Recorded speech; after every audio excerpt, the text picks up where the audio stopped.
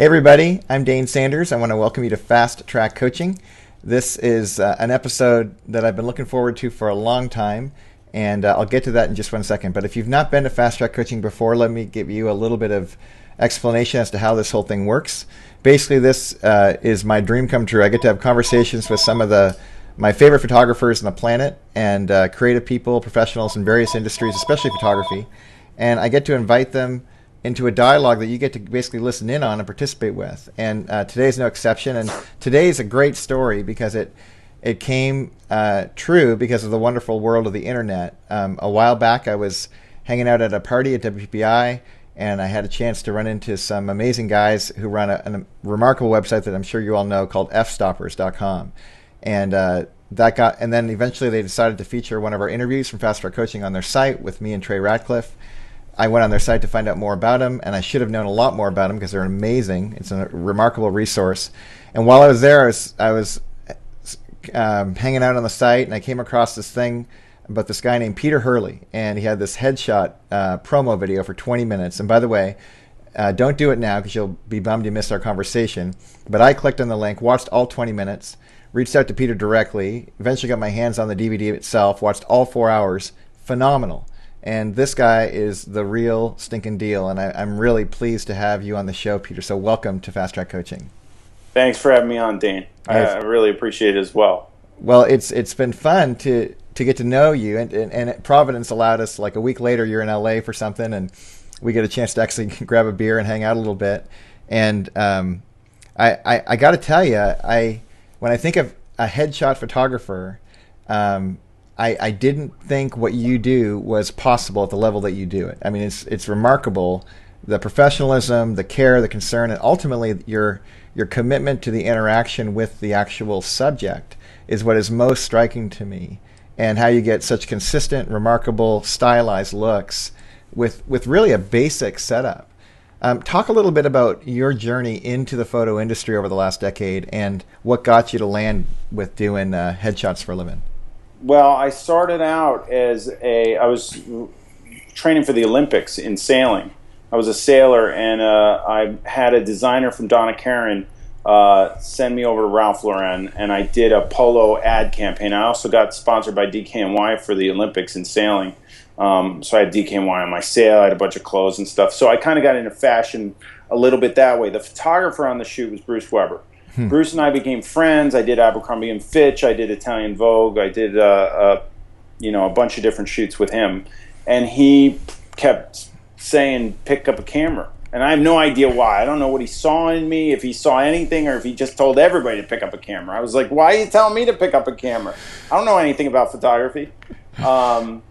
And then I did pick up a camera, and I became the most annoying model on set. So, and I'm kicking myself in the butt for 5 years of modeling. I didn't pay any attention to what the photographers are doing, and I shot with some of the best in the world. I had a mediocre career. I guess I got to do a lot of jobs, but it wasn't enough to make a living in New York. So I was the model, actor, bartender dude. And I just decided at one point I left New York, went to train for the 2000 Olympics, because this was really, it started out in 96. And 2000 was in Sydney, right? Yeah, Sydney. So I went to Sydney, I trained a little bit, I made the US team, and I went, got to go there, but only the first guy competes in the actual Olympics. So I actually didn't get to compete in the Olympics, which was, unfortunate, but it was cool. I mean, I ended up coming back to New York, and I decided I'm not going to go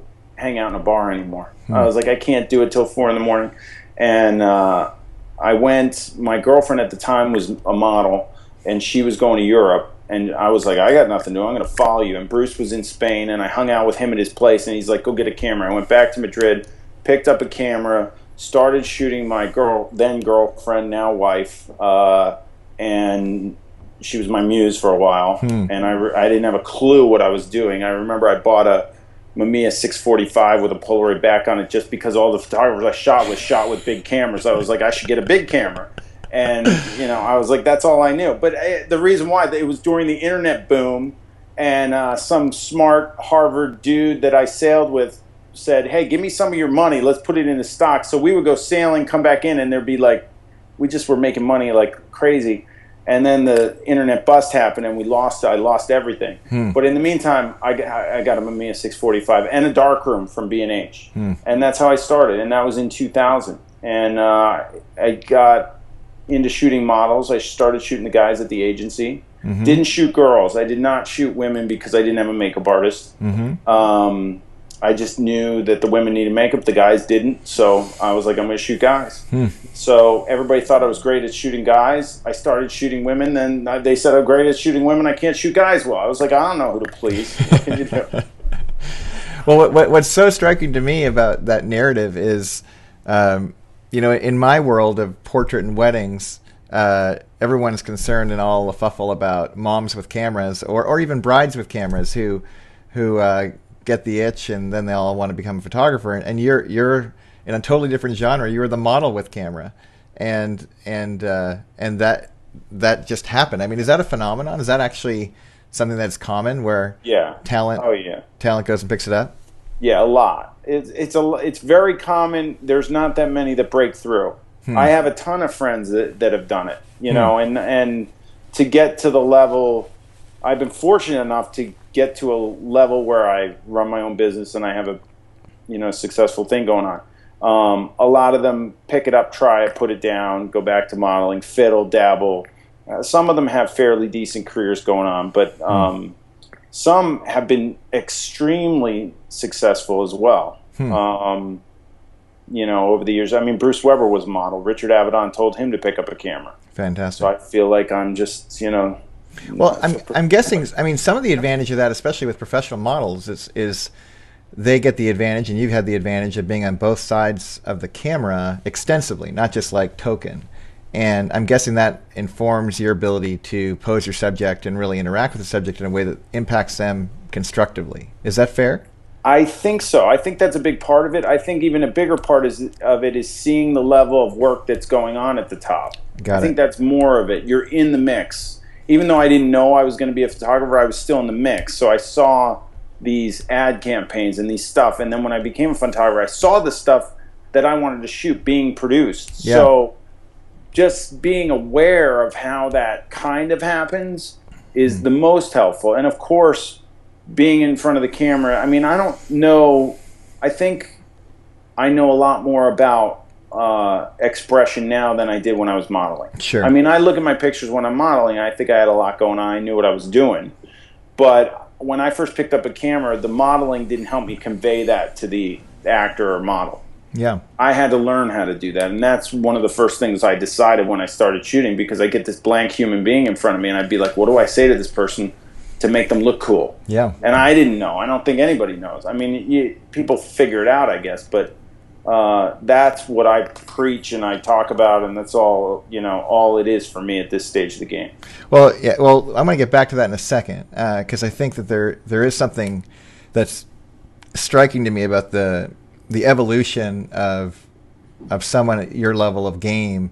Because I hear this a lot, is they'll focus specifically on the interaction or the transaction with the client, or pulling the most out of them, or doing something special with them, with a real understated regard for technique, or getting all the gear set right. Like, it could be partly because you know how to do that, like blindfolded, and you've done it for so long, I'm guessing. But what I'm really struck by is you get to the heart of the matter once you're matured in the industry. And is that accurate or fair to say that because there's less chatter about the gear and the setup and the technique at your level, it's because it's taken for granted, or it really just isn't as important? I really don't. I mean, what I say is you could have the best lighting, best gear, best camera, best makeup artist, most beautiful model, and they look in the camera blank and you don't have a shot.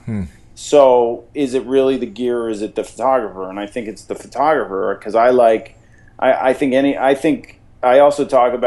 that the best light in the world is free. And we're all trying to emulate it with these things behind me and stuff like that. And the sun is free, and if you go outside and you learn how to manipulate the sun so that you're using natural light to light your subjects in an interesting way, I think that's the best anyway. I don't do it because of volume and time and running around and having to, right.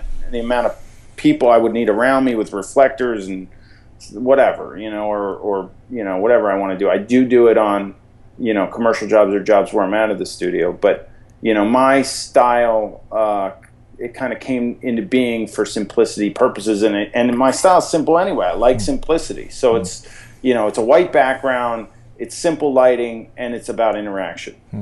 Well, let's talk about this for a second, because you and I have a common friend in Zach Arias, and I remember watching his One Light workshop. He's been on the show a long time ago, and one of the things that Zach mentions in his One Light workshop is if he could do it all over again, because he shot bands forever, and now he does a whole bunch of really cool things, but he said that he kind of wishes he would gone back and just started if he was starting over again right now, he would do a headshot shop. And I was really struck by that comment, like, wow, the viability of that, is that doable? Can someone actually build a career around it?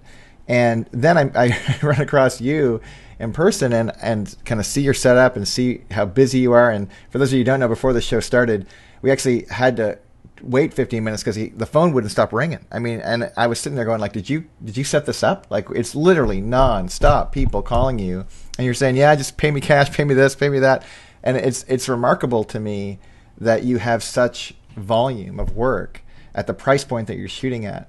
But I'm saying all this as backdrop because when Zach said that, I was inspired by what he said. I get to meet you. I see you actually doing it. And now I'm hearing your background of what it took to get into this role. If you didn't have the background that you did, if let's say you didn't have the model, you didn't have the vision, you didn't have someone as esteemed as you did, say, pick up a camera, but you knew what you know now, and you were starting out, how would you be spending your time on the front end of your career? What would you be doing? First thing. I would be getting as many people in front of my camera as possible. If you're passionate about photography, you're going to figure it out. It'll happen. It's going to come. And you've got to look. I used to look at the quality of what the people at the top of the industry were doing. If I'm at the top of the end, I happen to be fortunate enough to be at the top of the headshot industry. Look at the quality of my work. Look at who else you think is at the top of the game and making the most money and doing the most, and figure out what it is that they're doing or how they're doing or how to get close to it so that, you can emulate that. I mean, I was really looking at the work being done by the people that I, love the most, which was, there's a handful of photographers out there that I really respect and enjoy, and that's okay. You can leave them in here. Sorry, my dogs are running around. No problem. My dog might run in at any moment. So I think you met Zoe when you were here last in California. So. I did. Zoe's a rock star. She's awesome. Hey, what do you think about headshots in geographical markets? I know this is a question that's going to come up for a lot of folks listening in. If they're like in Cleveland or they're in New Mexico or and they're not in New York or LA or Miami like you are, how viable is it to run a headshot business? I think is growing. We're actually in a market where visibility online and your personal online stamp and image is so important. So, I mean, I don't know many people who are in business who aren't on LinkedIn. And if they're not, they're getting on soon, because a lot of people immediately, if resumes go out, people are going to LinkedIn to check out these people and what they've done. Sure. So your LinkedIn profile shot has to be amazing. I mean, it just has to be. So in every city, there's going to be that. There's real estate brokers in every city. They absolutely. Real estate's huge. Right. There's lawyers in every city that all need it. There are actors in every city probably that want to get to New York or LA. I just think that with the way that the internet's going and how visual we are, look at us right now. We're chatting on Skype and showing people this later, and everybody needs to have their image nailed down online and have their personal brand intact, no matter what it is they're doing. To me, that's... Well, that's interesting, because I mean, so much of your work is with actors and models and so forth, but it sounds like you're just broadening the scope. Do you really think that there's an industry for avatars? I think there's somewhat there's definitely. I mean, there's an industry for everything. There's stuff growing like crazy. I just I think can you make a living in a little town on headshots? maybe not. But if you're a good photographer, you're going to be broadening and doing family portraits and weddings and senior portraits and whatever else comes down the pike. I do whatever comes down the pike still. You know, I really don't. I don't. You know, limit what I'm doing to just headshots. You know, well, that's striking though, because I mean, if you go to peterhurley.com, without question, everyone knows what your brand and your commitment is. So that other work isn't showing up on your site, but you're taking the work, which I think is shrewd. Well, I mean, I shot a kid's catalog this morning. I did a lookbook for a fashion designer that I've shot for the last 8 years, I guess. 10 years. I've shot her work for 10 years. So I don't really push kids stuff because it's not, you know, something that it's difficult. First of all, it's challenging. Sure. A bunch of kids I'm screaming at, you know. Trying to get something out of a kid is a different story, different ball game than an adult. But sometimes they're easier. So, you know, sometimes they're way more difficult. Yeah. Sometimes you need a wrangler on set.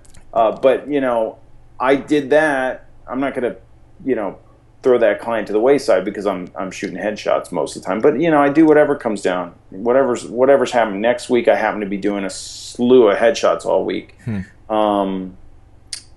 But that's just, you know, that's what's happening. What about and we've talked a little bit about this offline, the difference between East Coast, West Coast and their attitude. I mean, and maybe this is more to do with actors than anyone else in that particular niche of headshots, but talk a little bit about the cultural difference of East Coast, West Coast around price point and headshots. Yeah, it's funny. This is what I found, that as an actor, when I was acting before I picked up a camera, there's a lot of respect for New York trained actors. And mainly, is that like because of classic like stage trained stuff, or what's that about? I just think people go. Maybe it's just. Yeah, I mean, if you're going to do Broadway, you're going to be in New York, obviously. No question. Most people who train in the conservatories and stuff, they make a decision. They're either going to LA and New York, and it could be based on their showcase performance and whether or not an agent likes them in LA or likes them more in New York. But a lot of times, if you're, you know, just all of a sudden live in whatever, Boise, Idaho, and decide I want to be famous, you're going to go to LA. Right. You know, and you haven't trained, you're just going. Right. You end up in LA and you maybe start taking acting classes and stuff. And the classically trained people are really in New York. And I've just found that the game in New York is a lot different. I mean, these people are on the ball. And even the New York actors that are transplants that go to LA, they just seem a lot more they're more serious about their careers in general. Even like getting headshots, they don't show up late, they don't flake. LA people that are just in LA seem to do that. And then the photographers in LA, I did not create the $1,000 headshot. It was already here in New York. I just saw it when I started shooting, and I was like, wow, these headshot photographers are charging $1,000. Holy smokes! Right. You know, And you charge more. And you charge more than that, buddy. Come on, because you're $1,100 plus. There's makeup plus. I mean, we're getting close to $1,400. So yeah, I mean, you know, but I mean, basically what happened was I was shooting. Casting directors love my stuff, and they would send me a million people, and they'd be like, "Look, this person just shot with the $1,000 headshot photographer. You're charging $650. I'm sending you to fix it. You're fixing this person's work, and you're better than them. Why are you charging less?" So people would come to me and they wouldn't shoot with me because they thought something was wrong. So the casting director would be like, "You got to raise your rates." So I was like, every month I was busy, I raised them $50. I love it. It got to $1,000, and I was like, all right, I'm the same as all these people. There were like 3 or 4 people in New York that were at $1,000, I guess. And I was like, let me go to $1,050. I went to $1,050, and then I'm like, I'm at $1,050. I might as well go $1,100, and that was in August of 2006. I remember, you know, and I haven't changed it since. But you know, in LA, there's nobody that's $1,100. The most expensive guy, there is one person that's $985 or something, is what I've heard. Maybe years ago there was a guy that was over $1,000, but I don't think so anymore. And I think a lot of the photographers with the recession are adjusting their prices. But I think the average cost of a headshot in New York is probably somewhere around $600. Yeah, maybe $550. The average cost of a headshot in LA is probably $200. Yeah, I was going to say $250. Right. So that's the difference. So can you make a living in LA? people are doing it. Right. They're doing it based on volume. I know a guy that's booked out through April, or whatever, and he's complaining about busy. I'm like, raise your rates. What are you doing? Right. And they're just afraid to raise their rates out there. So I had a conversation with him, and he said he was raising them. So, but yeah, I mean, there is a market there. Jumping into it's tough because every Tom, Dick, and Harry has a camera. Figuring out your personal style, getting it in place, and starting to work it there is something that needs to be done. But I have this ph2pro.com site. Yeah. Which I obviously wanted to talk to you about. Yeah. But I have a guy that's on that's in Portland, Oregon, and he is just shooting up a storm. And I'm like I'm like, this guy's and it just really amazes me that he's working all the time and he's in a smaller market. So it can be done. Sure. I'm seeing guys doing it. Well, but one of the reasons why I think it is being done, and this is kudos to you, is that you realized you couldn't scale your time, even though you're maxed out and you're booked out at a high price point, that there is a market for folks who can't quite stretch to you, but really want quality work. And you created this Peter Hurley 2 or ph2pro.com site that opened the door for people that you are actually taking under their wing, or you're taking them under your wing, and really making sure that they wouldn't get to have your name on their brand without that kind of stamp of approval. Talk a little bit about your vision for that, and if folks who are listening and they're like, no, I'm serious about my game and I'd like to have a shot at something like that, what they would want to do. Well, it basically the concept came to me in 2007. I was shooting, I was charging $1,100. People would call in and say, hey, I need a headshot. How much is it? It's $1,100. I'd hear click. I was like, that person needs this service. I can't do it for them because I need to keep my rates consistent, but I could guide them to somebody that could, and I could train that person, and I could make a cut off of that person, and then I'd have a viable business option. So we did it, and it was really successful in New York and LA, piggybacking off of my popularity in those markets. Yeah. And then what we started to do is I opened it up for the world, and I just said, hey, send me, like, photographers would say, hey, I saw this. What is this all about? And it was really small. It was just like, hey, contact me. I'd look at people's headshots. I'd be like, you're pretty good. I'll say you're in London, whatever. Right. And what it was is I would send these referrals. So I had a guy in San Francisco. I had a guy in D.C., guy in Miami, and what I would do is a guy in Texas, I would send them referrals. Yep. And I just get a referral fee if they shot the person. Right. And then that went along like that for a little while, and I went, well, let's do this on a bigger scale. Let's do it now that I started coaching and teaching and doing my workshops. I was like, I'm honing these photographers for this. So I was like, well, why not get them involved? So what it is it's a pretty interesting site. It's a referral engine for headshot photography is really what it is. So this guy in Portland, actually, I did a Spreecast the other night, and he came on and he said that his site on PH2 now gets higher up in Google searches than his own site in Portland. So he's getting referrals through my site, and we haven't even launched it yet. Wow. So I am charged. So it's going to be a coaching and a referral engine. And what's going to happen is I'm going to coach these people into having amazing portfolios. And then hopefully the referrals start coming in. Meanwhile, I'm hand selecting everybody. There's different levels of the program. The lowest level is the free. It's free for everybody to sign up. Go sign up, make a gallery, go to ph2pro.com, have fun, fiddle with the site. There's a public area where you can see some of the inner stuff going on. And then there's a coaching area, which is, I call it my protege coaching. And they'll be able to upgrade to that. We haven't launched yet. We're still in beta. So we're launching hopefully in the next 2 weeks, something like that. But people can sign up for free, and then when we launch, it's $20 a month to be in the coaching program. The people that are in the coaching program, I'm going to go through, sift through them. Whoever's got a good portfolio will be invited to submit a portfolio to me to be an associate photographer. And those are the photographers that get attached to peterhurley.com, and then we're going to be throwing referrals their way. It's fantastic, dude. And honestly, it's not only is it a great business model for you, but it's actually a great service for so many folks. I think that there is just a real challenge in as an educator. I can really relate to folks who they'll go to an event, they'll go to a workshop, and they'll get a lot of great content, and then they'll go home with kind of deer in the headlights, overwhelmed, not sure how to work this out in real life, not sure if they're going to have the courage to take the first step, and to have this kind of viable business model alongside on a national level that's taking advantage of the digital tools we have available to us for you to walk people through concrete coaching in real time and to have a stake in it and their success and your success in them. It's great. It's going to help a lot of people out in a world where we see journalists getting fired every day and photographers who really want to keep this pro thing going. They need a system and a structure like the one you've provided. So good for you, man, and good for our industry. Thanks for doing that. Yeah, it's great. Right now we have 250.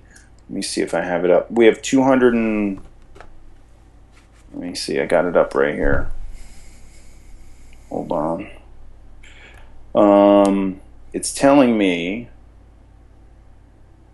that I have 260 photographers from 24 countries that have submitted 2,061 photos in 246 galleries and counting. That's not so bad. We haven't launched yet, and we have 260 photographers involved. It's worldwide.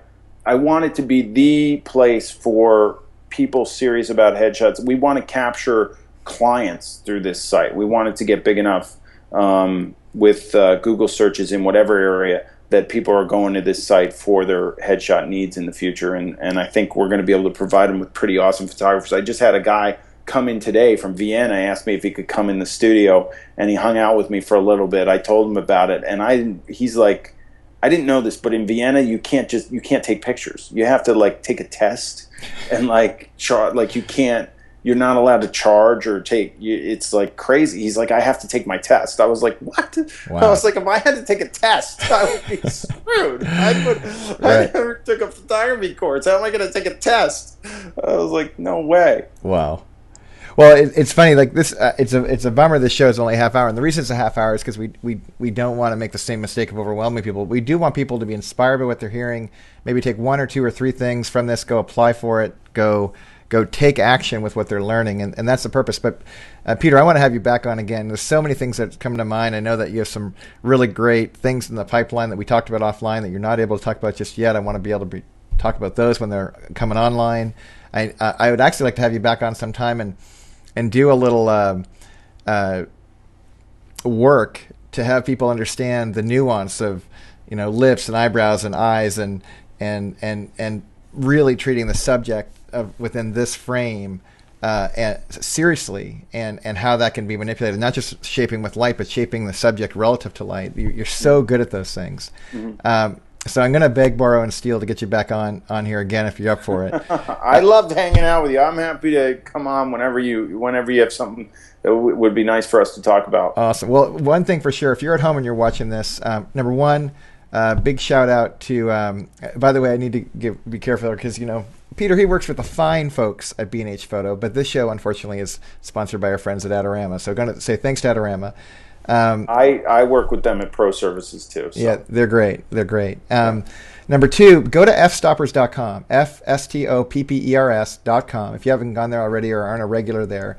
And on their front page, you should be able to see Peter's DVD. If you can't see it easily, just go to peterhurley.com. It's spelled like it sounds, peterhurley, just like the guy in Lost. And peterhurley.com, and click on the DVD. You'll see it there. And I think you have a pretty extensive trailer, if I remember right, that 20-minute thing. Yeah. Just watch it. I dare you to watch it and not get it. Don't watch it unless you're going to get it, because you're going to buy the DVD. It's really phenomenal. And I hope you take advantage of it. And then, of course, ph2pro.com is the other site we want to see. Is that right?